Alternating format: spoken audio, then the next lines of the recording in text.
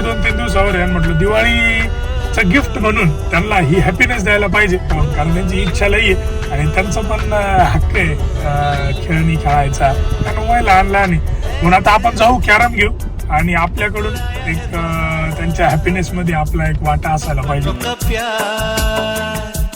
क्या कहना मिले हम